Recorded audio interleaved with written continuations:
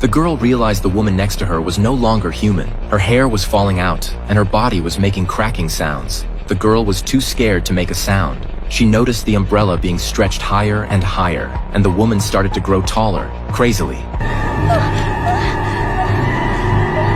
The girl froze in place, terrified. The woman's mournful eyes were especially terrifying. The girl quickly searched for an excuse to leave.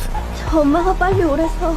Xuanzhu tried to pretend she hadn't seen anything. Her steps grew faster, but the heavy footsteps behind her got closer. The monster was limping toward Xuanzhu. Xuanzhu screamed in terror and ran wildly. She startled the owner of a nearby lighting shop. The owner rushed out to check Xuanzhu, hurriedly hid behind the owner. Seeing the approaching monster, he told Xuanzhu to go home first. The owner took off his sunglasses, and the monster immediately stopped. They locked eyes for 3 seconds, and the monster's body gradually returned to normal. No one knew the owner's true identity. He only opened the shop late at night, but when someone came to buy light bulbs, he would coldly stop them from touching the bulbs. He treated this girl who came every night differently. Not only did he greet her with a smile, but he also gave her candy. He even warned Xianzhu. 이상한 사람을 만나면 못 본 척 해야 한다. 이미 봤으면요? 이상한 점을 눈치채지 못한 척해. After Xianzhu bought the light bulb and left, the owner transformed into an old man with a weathered face. The owner was a soul ferryman who spanned both life and death. The light bulbs in the store represented the souls of everyone. Xianzhu met a woman in the hallway pulling a suitcase. She politely greeted the woman, unaware that the suitcase was dripping with blood. The woman radiated something eerie. She sat at the bus stop every night and tapped the bench with her hand, as if waiting for something. A few days of encounters made the man feel odd. One day, seeing Ji Yang sitting in the rain, Guanmin couldn't bear it. He offered her his umbrella to take home, but Ji Yang muttered to herself that she didn't have time. Before he could react, Ji Yang stood up, grabbed her suitcase. Guanmin couldn't stop her.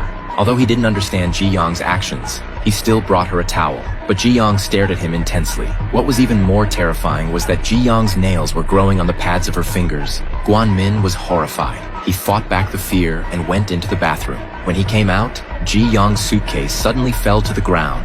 She squatted down, unhurriedly began pulling out the suitcase. It was full of various knives. She picked up a pair of scissors and dragged the suitcase outside, just as she ran into Xianzhu on her way home. The next day, Xianzhu encountered Guanmin in the elevator. Looking at Guanmin's blood-soaked stomach, Xianzhu was too scared to breathe. When the elevator opened, she rushed home, but Guanmin kept getting closer. 엄마! 엄마, 나 왔어, 엄마! Luckily, Guanmin walked past her. It turned out he lived next door. Xianzhu finally breathed a sigh of relief, but Guanmin called out to her.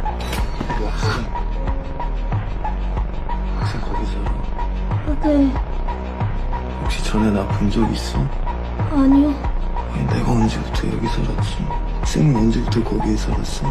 Unexpectedly, the next second Xianzhu turned around and saw the man lying on the floor in a strange position. Ji Yang suddenly appeared behind her, pulling the suitcase. Xianzhu quickly ran into her house, then pressed her ear to the door to eavesdrop. Curious, she opened the door to see Ji Yang putting Guanmin into the suitcase. Xianzhu was about to scream, but luckily her mom pulled her inside just in time, until she heard that everything outside had gone quiet.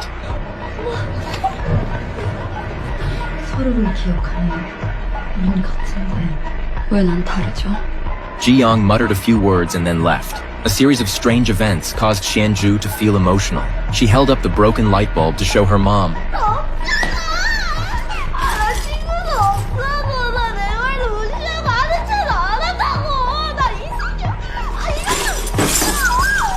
The door of the lighting shop opened. Ji Yang came in with her suitcase. The owner asked her what she needed.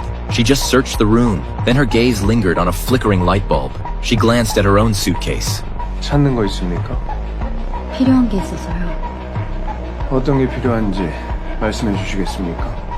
Her suitcase kept dripping with blood. Suddenly, a police officer entered. Hearing that Shang Yu was here to capture a fugitive, Ji Yang clenched her fists. She took the opportunity to walk out with her suitcase while they weren't paying attention, but it caught Shang Yu's attention. Seeing the blood on the floor, he quickly stopped her and asked Ji Yang had to make an excuse, saying she was on her period. Shang Yu reluctantly draped his coat over her. Ji Yang finally left unwillingly. After Ji Yang left, Xianzhu went to buy light bulbs. 지주야, 집에 가. 나는 괜찮아. 엄마 기다리신다. Leaving the lighting store, Xianju ran into a man. He asked if she had heard a dog barking, but Xianju didn't hear anything. The man seemed off, so he took out a flashlight and carefully observed. The man's body was frozen, emitting cold air. Xianju was terrified. She quickly pretended she hadn't seen anything. 엄마가 기다려서요. 늦었어요. The man didn't seem like a bad person, but he hadn't realized his own abnormalities. In the hot summer, he wore a down jacket wrapped in thick blankets and had the electric blanket on the highest setting, but he was still shivering from the cold. When she got home, Xianju excitedly told her mom about what had happened. She thought her mom was angry because she hadn't bought the light bulb. 엄마, 알려줘봐. 엄마 왜 말 안 해? But she didn't know. Her mom had been dead for a long time. Her mom couldn't speak because her mouth was stuffed with cotton to ensure her face wouldn't collapse. Then she was dressed in beautiful burial clothes. This was the last dignity for the deceased, and the most important thing was to answer the deceased's questions. 난 죽은 건가요? 네. 안 되는데 이렇게 죽으면 안 돼요.